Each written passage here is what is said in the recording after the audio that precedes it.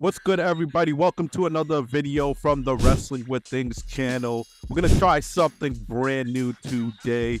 One of my favorite apps, sports apps, and apps to get pro wrestling news and updates from is the Bleacher Report Team Stream app. So we're going to attempt a new segment here that goes through the articles that the Bleacher Report writers write on the WWE section, and we're going to just do a quick run through and analyze the article, see what we agree with, see what we disagree with. I'm excited to get started here, but I would like to put a disclaimer out that I think all the Bleacher Report writers are great at what they do. They always write something very thought-provoking, whether I disagree or agree. That's one of the reasons why I want to attempt this segment. But before I get started and we deep dive into the takes, don't forget to subscribe to us on YouTube at Wrestling with Things and like our Facebook page at Wrestling with Things. Let's get into it. This Bleacher Report article is written by Eric Beeston, longtime Bleacher Report columnist. It says, The Rock, Bloodline drama overshadows the KO heel turn. More hot takes from WWE Bad Blood. If you haven't seen the Bad Blood pay-per-view already, it was a very, very solid event. Very physical, bloody night, hence the name Bad Blood. Nice to see the return of a vintage pay-per-view. The first take from Eric Beeston, WWE fumbles to Judgment Day booking. He goes on to mention that, it didn't really look right for Finn Balor to lose against Damian Priest. It makes him look like a silly leader. And JD McDonough and Carlito got disposed of pretty easily and just looked like lame lackeys. And then Raquel Rodriguez did a surprise return to help Liv Morgan retain the Women's World Championship by disqualification. Disqualification, the title does not change hands. Look, I gotta agree with this take, but I don't know if it's somewhat that necessarily, yes, WWE fumbled the booking of the Judgment Day, but I also think a large part of it is Judgment Day might be slightly overstaying their welcome. I honestly think that after Damian Priest beat Finn Balor, he should move on. And I honestly feel like Rhea Ripley should mostly move on to focusing on Raquel Rodriguez, not so much the Dominic and Liv Morgan betrayal. But I do understand long-term booking. Under the Triple H leadership, long-term booking is a priority. But I think sometimes it's okay to stop something when you've done all you could. And I do think the booking was a little sloppy. No disrespect to Rhea Ripley and Liv Morgan, but I do think this was one of the weaker matches of the card. It was just anticlimactic to have Dominic Mysterio in a shark cage, and the payoff really was a disqualification result. And then Raquel Rodriguez interfering. The live audience didn't seem to react to her very loud, which is okay, it happens, but I think the live audience wants to get a little bit more connected for her and wants more of a reason to care. And it was a little awkward that she came in, the ref called for a disqualification, and she put Liv Morgan on top of Rhea to pin, even though the match is over. But hey, that's neither here nor there. The next take from Eric Beeston. World title match with Gunther should be next for CM Punk. I agree with this absolutely. Just had the feud of the year with Drew McIntyre that culminated in a epic, brutal, bloody finale inside Hell in a Cell. I really think they did the Hell in a Cell justice. After beating arguably the top heel of 2024, there's nothing Punk could do that makes sense. There's nowhere else to go but the world title, and I think Gunther will need a big mega baby face to go after him for Survivor Series. CM Punk checks off all those boxes for sure. WWE books itself into a corner with Crown Jewel concept. So if you haven't found out yet, Triple H revealed a 15 diamond carat championship title that's going to be the Crown Jewel Championship. So we're going to take the world champion from Raw, which is Gunther, and the WWE champion from SmackDown, which is the American Nightmare Cody Rhodes. We're going to have them face each other to see who is the Crown Jewel champion. And then we're going to have, as of now, Liv Morgan, who's the women's world champion, versus Nia Jax, who is the WWE women's champion for SmackDown. So those are the matches as of now. Who knows if they're going to do any title changes, either in the men's division or women's division. I don't foresee it, but anything could happen, of course. I know some people are against this because, one world champion is going to have to lose and one's going to have to look inferior to the other. I kind of feel the same way. I don't know how necessary this is. It kind of is a modified version of the SmackDown vs. Raw concept that they were doing at Survivor Series. However, I do think there's a way to book this so everybody's still protected.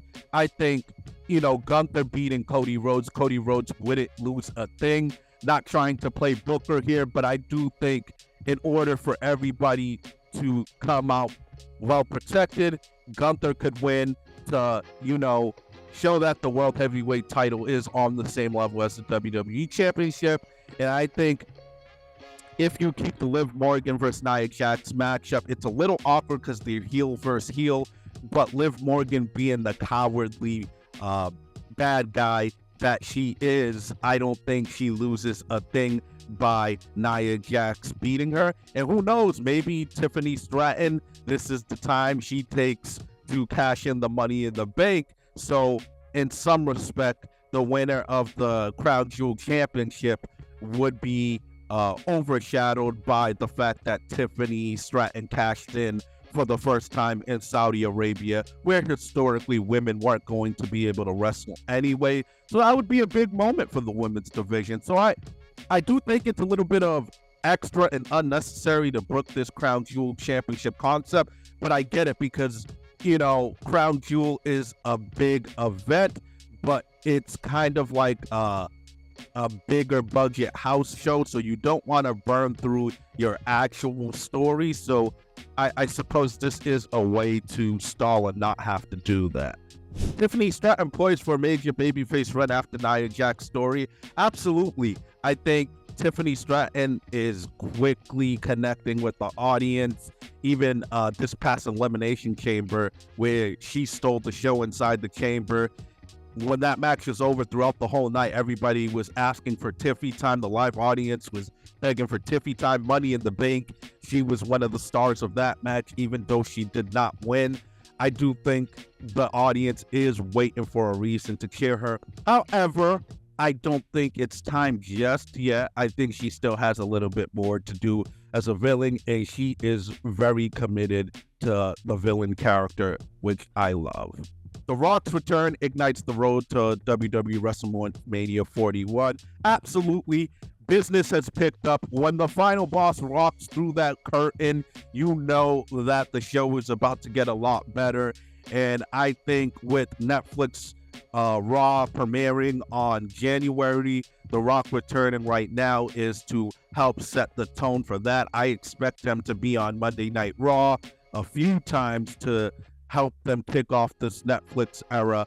Hopefully we see him get involved in some sort of bloodline war games, but The Rock returning is always a good thing to me, and we have so many questions as fans, which is a good thing. Is he going to go straight after Roman Reigns? Is he going to take leadership away from Solo Sikoa? Is he mad at Solo Sikoa for losing all these matches against Cody Rhodes? Is he mad at the Roman Reigns for teaming with Cody Rhodes? Is he still going straight to Cody Rhodes to win the undisputed WWE Championship? All these questions are good for us to ask because there's a lot of different directions that can go, and we don't know which one, which is a good thing. Kevin Owens' heel turn gives peek at the evolution of social media and pro wrestling. If you haven't seen it yet, after Bad Blood went out the air, we saw Cody Rhodes at his tour bus, and Kevin Owens met him outside of it, and Kevin Owens kind of beat him down and stomped him down outside in the parking lot, and then took away in his beautiful looking car with suicide doors like nothing happened. The way they recorded this, it looked like they let fans record this and leak this to the internet. I think this is brilliant by WWE because they clearly did it in the parking lot in a way where they knew fans would be able to see it and they knew fans would record it. I think it feels less overproduced and more organic when it feels like fans recorded something that they weren't supposed to see. And yes, this is a great evolution in using social media to enhance a program, and I think it feels more natural and authentic. And I know some people are probably like, why didn't they give this TV time? Well, this is why sometimes WWE is in a no-win situation, because if they put it on TV time, many would say it got overshadowed by The Rock. If they do it off TV and give it its own unique time, people are still saying, why not put it on TV? I, for one, like it this way. You know, they're using this heel turn and doing a unique heel turn. We even see Monday Night on Raw.